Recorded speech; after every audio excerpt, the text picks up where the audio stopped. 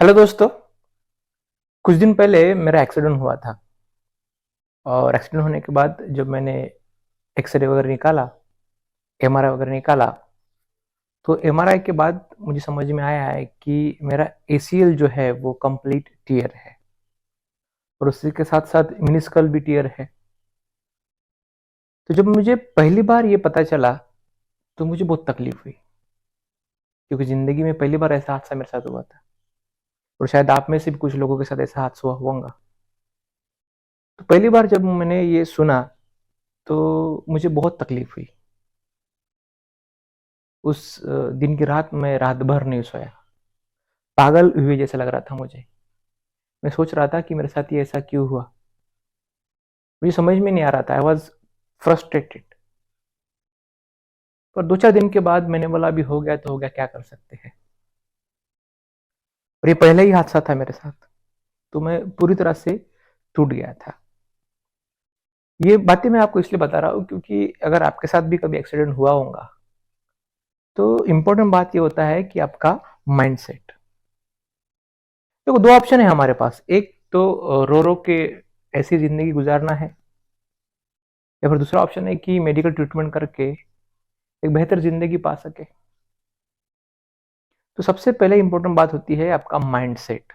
Accident होने के बाद, स्पेशली एसीएल टूटने के बाद, तो फिर मैंने मेरे माइंड सेट को सेट कर लिया इसके हिसाब से।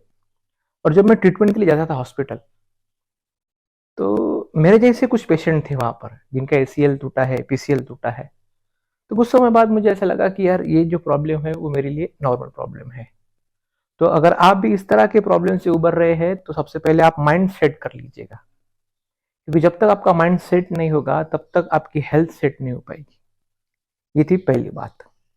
अब एक्सीडेंट होने के बाद कि कहाँ एडमिट होना चाहिए और कौन से डॉक्टर के पास ट्रीटमेंट करनी चाहिए, तो आपके पास दो ऑप्शन रहेंगे, एक तो प्राइवेट या फिर पैसे नहीं है तो गवर्नमेंट जाइएगा।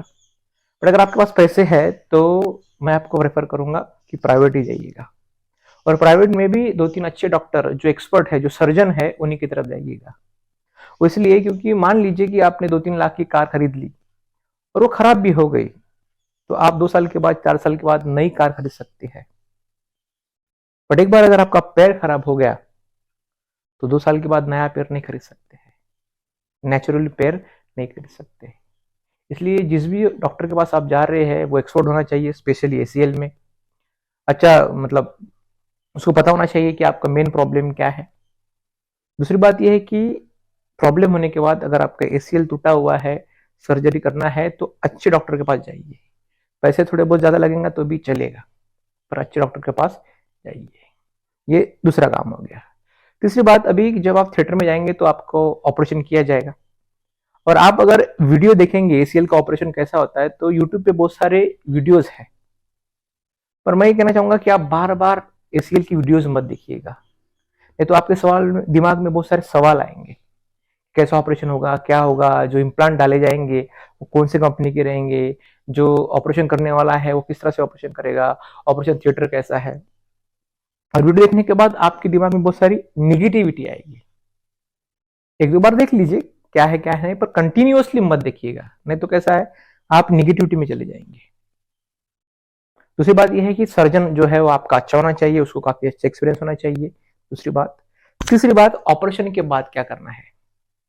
देखिए, क्या होगा कि डॉक्टर आपका ऑपरेशन कर देगा, एनेस्थेसिया लगा कि आपका 2-3 घंटे में ऑपरेशन हो जाएगा आपका। फिर आपको आपके बेड पे लिटाया जाएगा, 2-4 दिन की ट्रीटमेंट दी जाएंगी आपको, मेडिसिन ये है वो है, एनेस्थेसिया का असर कम होते होते फिर आपको छुट्टी कर दी जाएगी। छुट्टी करने के बाद बहुत सारे लोग क्या करते हैं पता है क्या, बहुत सारे लोग घर में ही अपने हिसाब से, अपने दिमाग के हिसाब से घर में ही एक्सरसाइज करते हैं। तो मैं आपको कहना चाहूंगा कि इस तरह की एक्सरसाइज खुद अपने दिमाग के हिसाब से या फिर खुद होके मत कीजिएगा। उसके लिए क्या करना है कि जो भी आपका डॉक्टर है वो आपको फिजियोथेरेपिस्ट सजेस्ट करेगा।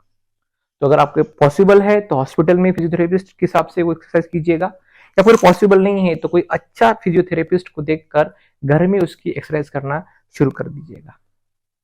जैसे जैसे डॉक्टर बोलते हैं वैसे वैसे बातें आपको करना है। माइंडसेट पॉजिटिव रखिएगा और रोज एक्सरसाइज करते करते आपका पैर जो है थोड़ा सा फ्री हो जाएगा। शुरुआत के पलों में तकलीफ होगी, पर अगर आपने उसको नहीं किया, मतलब आपको अपने पैर की एक्सरसाइज नहीं की, तो फिर पैर जो है वो जकड़ जाएगा और ऐसी सूजन आ जाएगी। थोड़ी बहुत मेरे पैर में है, ऐसी सूजन आ जाएंगी। बट अगर आप रोज एक्सरसाइज करेंगे फिजियोथेरेपी के हिसाब से, सुपरविजन के हिसाब से उनके, तो धीरे धीरे पैर जो है वो फ्री हो जाएगा। अभी अभी ये होने के बाद क्या क्या खाना चाहिए और क्या क्या नहीं खाना चाहिए, तो बहुत सारे डॉक्टर्स बोलते हैं अगर आप नॉनवेज खाते होंगे तो नॉनवेज में बहुत सारी बातें हैं, वेज में बहुत सारी बातें हैं। नॉनवेज में एग खाना चाहिए, चिकन खा सकते हैं, फिश खा सकते हैं, और वेज में सोयाबीन वगैरह खा सकते हैं आप। उसके साथ कैल्शियम बहुत जरूरी होता है, तो कैल्शियम के लिए दूध है, दही है, पनीर है, चीज है, यस, ऑरेंज है। तो ये सारी बातें आप खा सकते हैं। एट द एंड में ये कहना चाहूंगा कि आपका माइंडसेट प्रॉपर रखिएगा, डाइट प्रॉपर रखिएगा, हेल्थ की तरफ ध्यान दीजिएगा। धीरे धीरे आपका जो प्रॉब्लम है वो सॉल्व होते जाएगा और धीरे धीरे आपकी जो इंजरी है वो रिकवर होती जाएगी। थैंक यू दोस्तों, वीडियो अच्छा लगा तो लाइक कीजिएगा और ज्यादा से ज्यादा लोगों तक शेयर कीजिएगा ताकि उनको भी इस तरह की इंफॉर्मेशन मिल सके। Thank you.